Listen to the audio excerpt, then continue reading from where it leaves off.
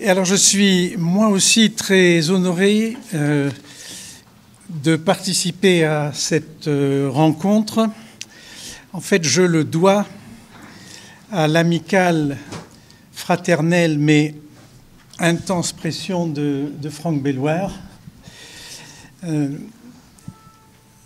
J'avoue que je ne suis pas certain d'être le mieux placé pour aborder le sujet qui est le mien, à savoir Bernard Cottret, un électron libre dans la nébuleuse protestante ou dans la famille protestante. Je me sens d'autant moins compétent que je n'ai pas toutes ces qualités, ni celles de ceux qui m'ont précédé à cette table.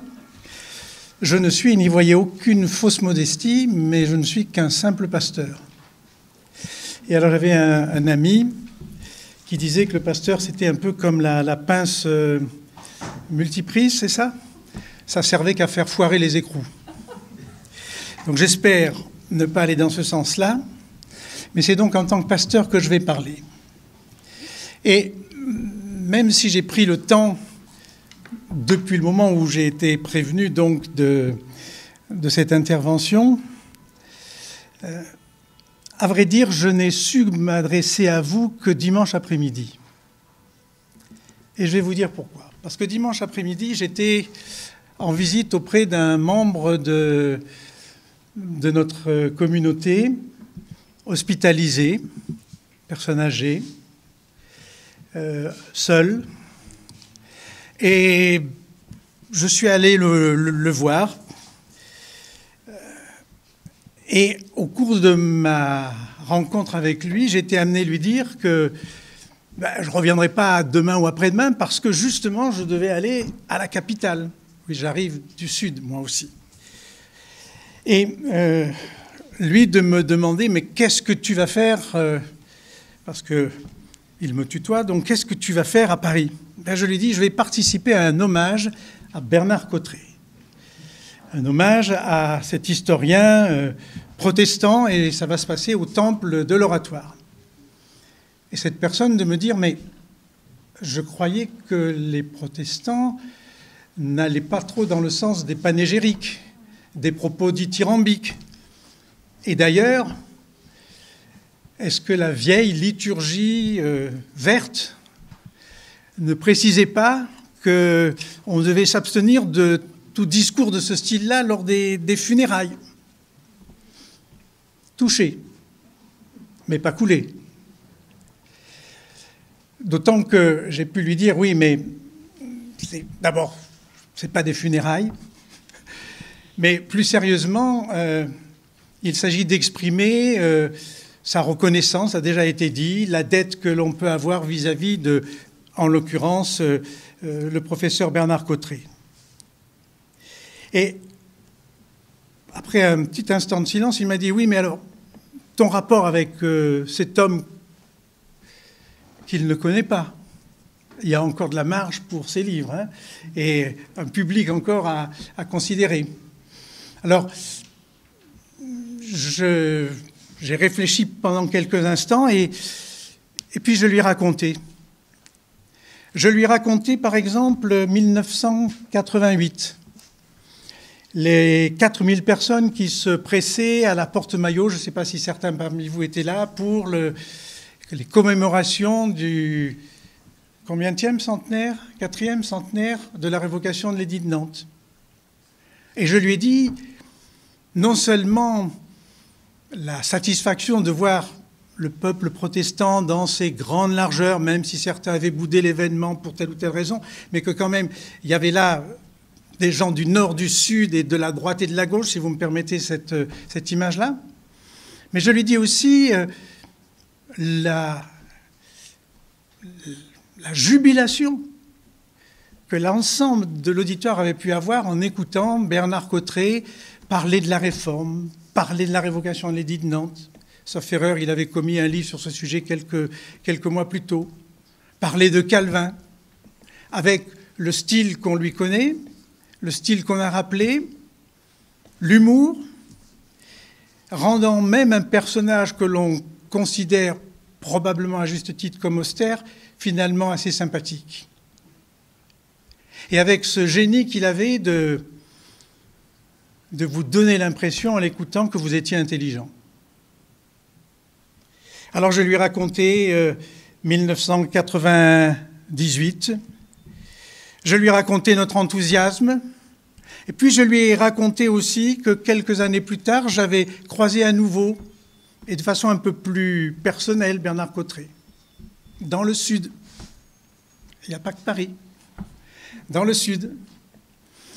Dans ce qu'on appelle la Porte des Cévennes, Anduze, où depuis plus de 70 ans se déroule ce qu'on appelle la Convention chrétienne des Cévennes. Une rencontre qui est le fruit des mouvements de réveil, une rencontre qui est nettement de style de piété protestante évangélique, et une rencontre à laquelle Bernard Cottret avait été invité à venir parler d'un de ses ouvrages. Et je lui racontais le même enthousiasme qu'il manifestait dans sa façon de parler, mais aussi les mêmes sentiments que l'auditoire éprouvait. Et puis je lui disais aussi que j'avais commencé à ce moment-là à percevoir derrière cet homme, derrière son érudition incontestable, derrière sa façon finalement très simple de dire des choses très compliquées et de décrire le déroulement de l'histoire avec les prolongements actuels, je lui dis que derrière l'érudit, le savant, le spécialiste, j'avais perçu aussi l'homme de foi. L'homme de foi qui, dans une réunion où il y avait à peu près le même nombre de personnes, je ne sais plus pourquoi, mais je l'entends encore dire, oui, mais il ne faut pas oublier l'importance de la prière. C'est à partir de ce moment-là qu'a commencé à se nouer une relation bien trop brève, puisque, comme nous le savons, la mort est venue interrompre son chemin, mais qui nous a donné l'occasion d'échanger par téléphone sur telle ou telle de ses prédications, pas nombreuses, mais au moins une ou deux. Alors j'ai bien vu que mon malade commençait à se fatiguer, qu'il fallait peut-être que j'abrège. Pas encore pour nous? Mais je n'ai rien dit. Je me contente d'écouter. J'ai bien vu donc que mon malade se fatiguait et je me préparais à le quitter quand il m'a posé cette question. Mais toi, en quoi tu lui es redevable? Toi, simple pasteur qui a roulé sa bosse, qu'est-ce que tu lui trouves tant d'extraordinaire? Qu'est-ce que finalement il t'a apporté? Et très vite, il y a 3 mots qui me sont venus à l'esprit. Il me semble qu'ils ont déjà été prononcés, mais finalement, ce n'est pas étonnant s'il y a une répétition. Le premier mot, c'est celui de chercheur. Le second, c'est celui d'historien. Même si je ne suis pas universitaire, je ne suis pas certain que tous les historiens soient des chercheurs, mais peut-être que je dis une grosse bêtise. Et puis, le troisième mot, c'est le mot de théologien. Chercheur,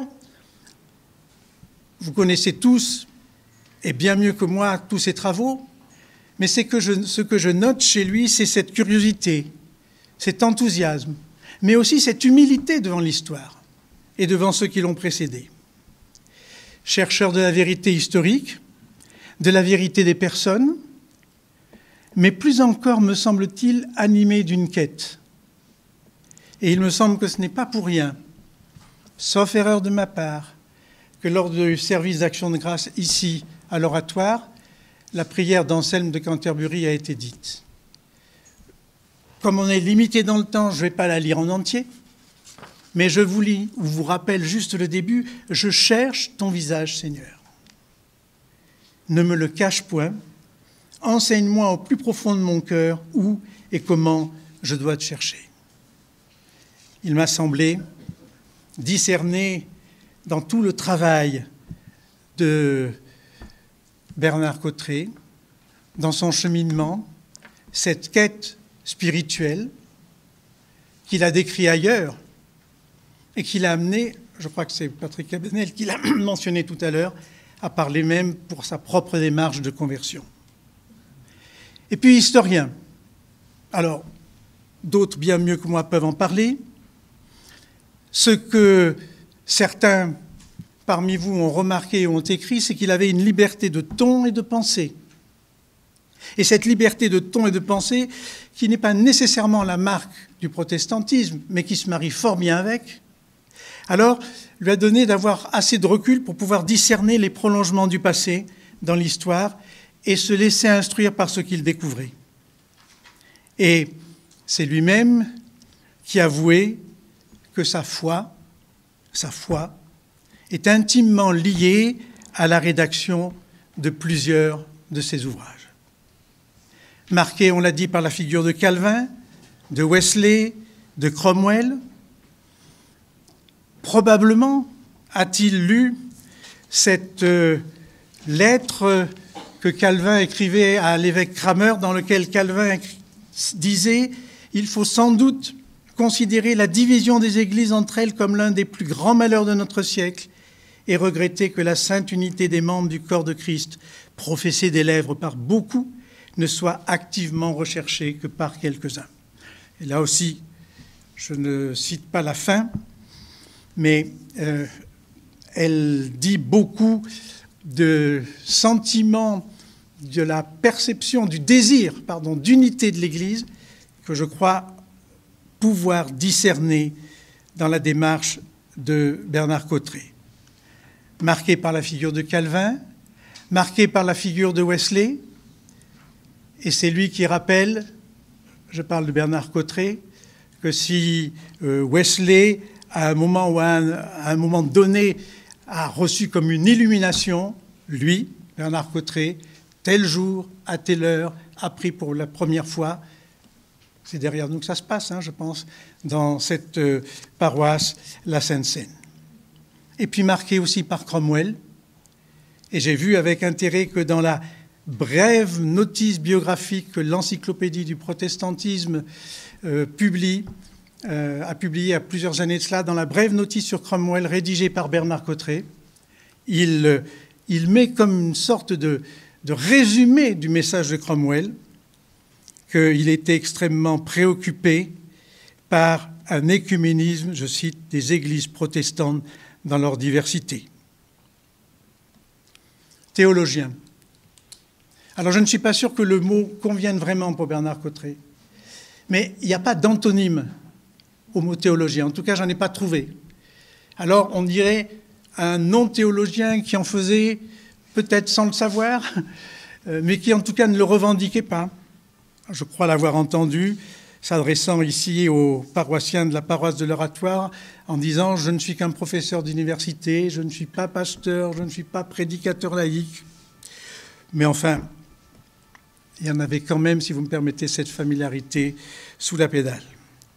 Donc il ne prétend pas à prendre cette place-là, il ne se définit pas comme tel, et selon un des pasteurs qu'il a fréquenté, c'est peut-être même son dernier souci que la théologie. Non pas qu'il n'ait pas de conviction, mais j'ai l'impression que dans son parcours, dans sa façon de vivre, dans ses relations, ce qui l'importait était bien plus au-delà de barrières que nous pouvons monter. L'un des chroniqueurs, commentant le départ de Bernard, le cite en disant qu'il se présentait comme un chrétien paradoxal. Et sa foi est finalement simple. N'entendez pas simpliste, mais simple, tout simplement. Profondément attaché, dit-il, au sacerdoce universel des croyants, et clamant bien fort que ce qui est important, ce n'est pas l'Église, mais c'est que c'est Jésus-Christ. Et puis, cela explique sans doute, entre autres, sa fréquentation de ce que certains jugent justement infréquentable dans notre protestantisme, certains évangéliques dont il apprécie la vitalité et chez qui il reconnaît, il le dit très clairement, comme un prolongement, le comme est de trop d'ailleurs, un prolongement du mouvement des réformes du XVIe siècle. D'ailleurs, dit-il dans une de ces conférences que vous trouvez sur YouTube sans problème, c'est que si l'on pense que la réforme, c'est le XVIe siècle, point final, on n'a rien compris du tout, et encore moins à cette réformation ou re-reformation actuelle. Je crois l'avoir entendu dire aussi que Calvin avait encore des choses à nous dire, que la réforme avait encore des choses à nous dire. Alors, comme il se commençait à se faire tard et que, pour moi aussi, il est temps d'arrêter, j'ai vu que la fatigue se lisait chez mon interlocuteur sur son visage. Alors, j'ai mis fin à non, mon interlocuteur, mon malade, là, il faut suivre, hein. Tantôt je suis trop, tantôt non, je c'est bien. L'être ou le néant. Ah, mais en plus, il y a des lettres. Oui, donc, je me suis dit, il faut quand même qu'il faut s'en aller, de toute façon. Tu as dépassé les standards dans le temps de la visite. Enfin, ça, je dis ça pour mes collègues. Mais j'ai mis fin à cet échange dans ces termes. En fait, je lui ai dit, tu sais, je pense que cet homme était libre dans sa tête. Et sans doute pas que dans sa tête. Sans trop faire cas des conventions. Mais en ayant découvert par son travail d'historien, et en particulier par l'étude de la Réforme, sa spécificité, je veux dire la spécificité de la Réforme, et les germes de son évolution. Il s'est autorisé à cette ouverture aux autres, se faisant d'une certaine façon, et ça c'est très paulinien, tout à tous, aussi bien à l'aise dans la paroisse de l'Oratoire que dans une église évangélique ou un rassemblement où le sentimentalisme est peut-être un peu plus exacerbé qu'ailleurs. Découvrant sans a priori l'extraordinaire diversité et les évolutions étonnantes du protestantisme, sa vitalité joyeuse, quelquefois exubérante, tout comme ses solides fondations théologiques et intellectuelles. Et parce qu'il était justement un chercheur, qui ne se contentait pas de ce qu'il avait trouvé, alors oui, et le terme n'a rien de péjoratif, c'était un électron libre qui s'approchait de la lumière qu'il avait trouvée dans le Christ. Je vous remercie.